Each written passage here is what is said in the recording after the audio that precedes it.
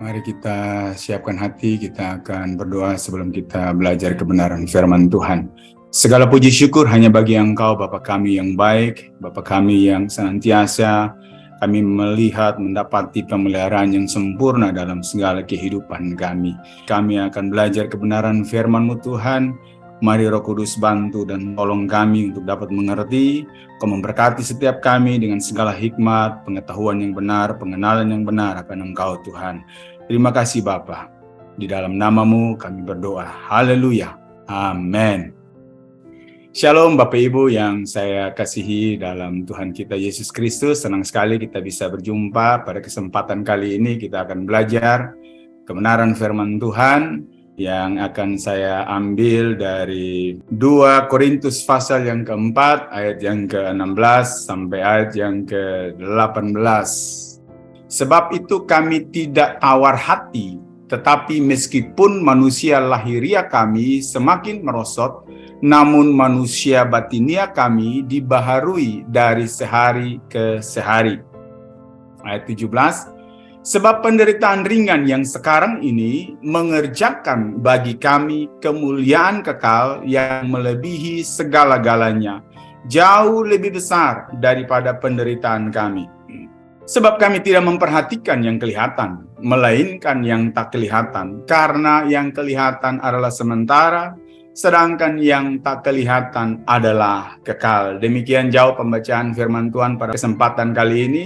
Nah, saya mau memulai dengan mari kita bertanya kepada diri kita sendiri. Kita sedang ada dalam satu masa yang sukar, seperti yang dikatakan di dalam 2 Timotius 3 ayat yang pertama. Nah, kenapa kita perlu merenungkan bagian firman Tuhan dalam 2 Timotius 3 ayat yang pertama? Supaya kita tahu, supaya kita sadar di mana kita sedang berpijak dan di mana kita sedang berada. Bahwa kita sedang berada dalam satu masa yang sukar. Firman Tuhan tidak pernah berkata bahwa akan datang masa yang baik. Firman Tuhan sudah memberikan sebuah ketegasan bagi setiap kita bahwa akan datang masa yang sukar. Nah, masa yang sukar itu seringkali membawa kita masuk dan terjebak di dalam apa yang disebut dengan tawar hati. Kita dihimpit oleh masa yang sukar yang kemudian mengakibatkan banyak sekali orang percaya hidup dalam ketakutan, hidup dalam kekhawatiran yang berkepanjangan. Padahal kita senantiasa mendengar kabar baik tentang kelahiran seorang raja di atas segala raja, Yesus Kristus. Nah, yang dikatakan di dalam ayat yang ke-16 tadi dikatakan bahwa kami tidak tawar hati, sekalipun manusia lahiria kami mengalami kemerosotan.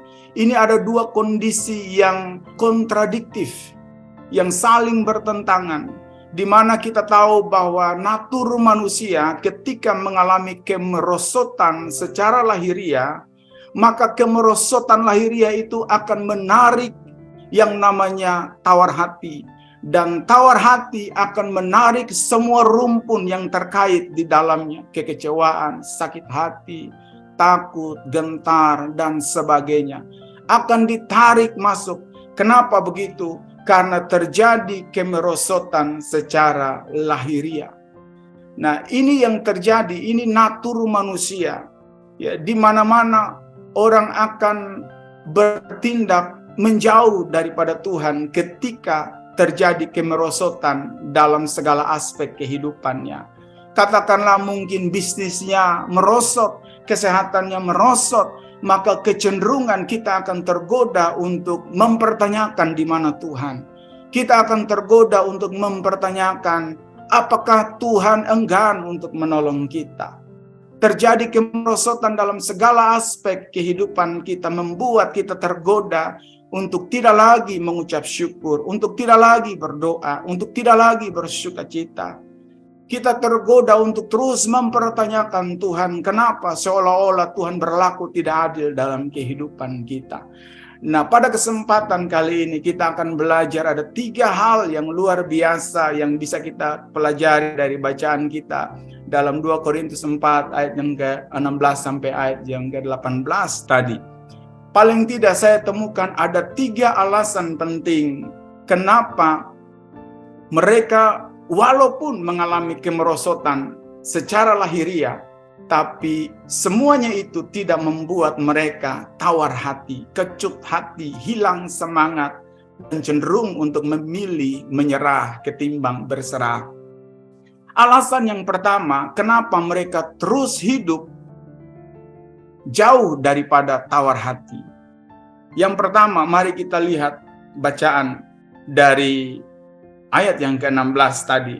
Sebab itu kami tidak tawar hati, tetapi meskipun manusia lahiriah kami semakin merosot. Alasan yang pertama yang saya temukan, karena mereka tidak memperhatikan yang kelihatan.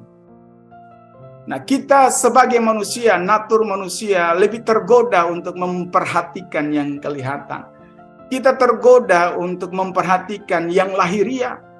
Nah, ketika kita mengalami kesakitan, ketika kita terpuruk dalam keadaan, ketika kita berada jauh dari mimpi-mimpi kita, ketika kita jauh dari harapan-harapan yang kita bangun dalam kehidupan kita, maka cenderung kita akan tawar hati.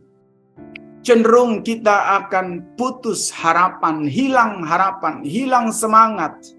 Dan pada akhirnya kita memilih untuk menjauh daripada Tuhan. Hal ini terjadi karena kita lebih fokus kepada keadaan kita.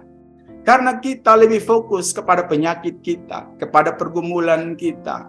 Ketika kita berkonsentrasi untuk memperhatikan yang kelihatan, kita sedang membuat segala pergumulan masalah kita lebih besar dari Tuhan kita. Seharusnya ini tidak boleh terjadi. Yang terjadi adalah sekalipun kita mengalami kemerosotan dalam segala aspek kehidupan kita, kita harus buat Tuhan jauh lebih besar dari segala pergumulan kita. Ketika kita mampu mengkondisikan keadaan ini, maka kita akan jauh dari yang namanya tawar hati. Hal yang kedua yang menjadi alasan kenapa mereka hidup di luar daripada tawar hati. Hal yang kedua yang saya dapati, karena mereka tidak fokus pada penderitaan. Nah, manusia duniawi akan fokus pada penderitaan. Manusia rohani akan fokus pada tujuan penderitaan. Ini 2 hal yang berbeda. Ya, dari 2 kelompok manusia. Yang pertama kelompok manusia duniawi, dan yang kedua adalah kelompok manusia rohani. Memiliki pandangan, memiliki respon yang berbeda terhadap sebuah situasi yang sulit. Memiliki konsep pandangan yang berbeda terhadap sebuah pergumulan yang berat. Bahwa manusia duniawi itu lebih tergoda untuk fokus kepada penderitaan. Sementara manusia rohani itu akan fokus kepada tujuan penderitaan. Nah, memperhatikan penderitaan hanya akan membuat keadaan kita menjadi lebih buruk. Penderitaan itu adalah cara Allah membawa kita kepada kemuliaan. Pergumulan adalah media yang Allah buat rancang bagi setiap kita sebagai batu loncatan untuk ada bersama-sama dengan Dia di dalam kemuliaannya. Nah, ini harus kita pahami. Ketika kita memahami ini, bagian ini secara benar, maka saya yakin dan percaya kita akan hidup jauh dari yang namanya tawar hati. Kita akan terus bersemangat. Kita akan terus dibuat bergairah menerobos masa yang akan datang. Seberapapun sulit keadaan yang ada di depan kita. Seberapapun sulit sukar setiap kondisi yang siap menerjang dan menghadang setiap kita. Kita akan memilih untuk terus bergerak maju. Karena di dalam kita tidak ada yang namanya tawar hati. Hal yang ketiga yang tidak kalah menarik, yang saya dapati sebagai alasan kenapa mereka hidup jauh dari yang namanya tawar hati. Karena mereka tahu, sekali lagi, karena mereka tahu seberat-beratnya penderitaan di dunia, sifatnya hanya sementara. dan ringan adanya. Penderitaan yang super berat dan kekal sifatnya bukan di bumi, tapi di dalam siksaan kekal.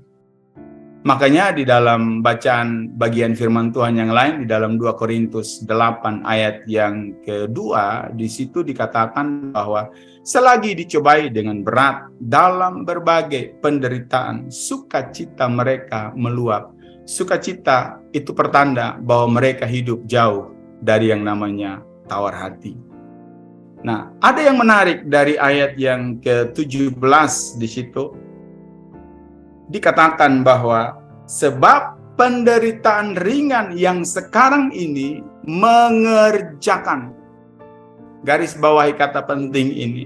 Jadi jangan pernah menolak ketika Tuhan izinkan kita ada di dalam situasi yang sulit.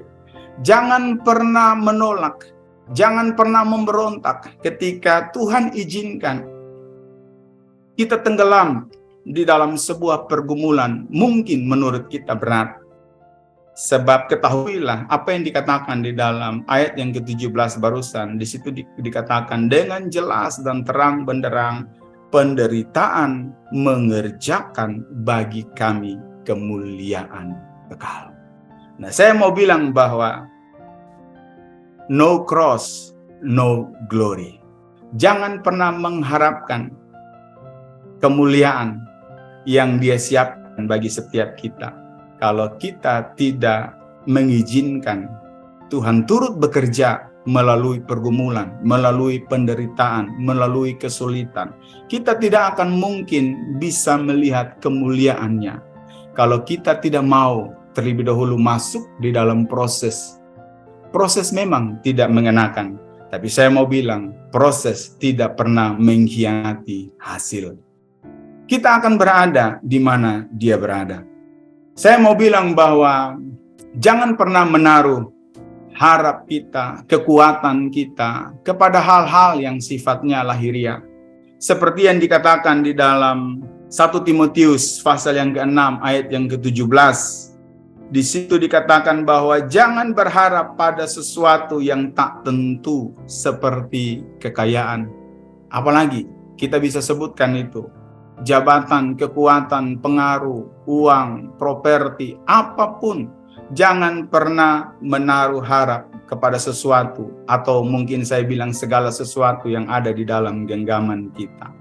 Sebab semuanya itu, saya mau bilang, hanyalah kesementaraan.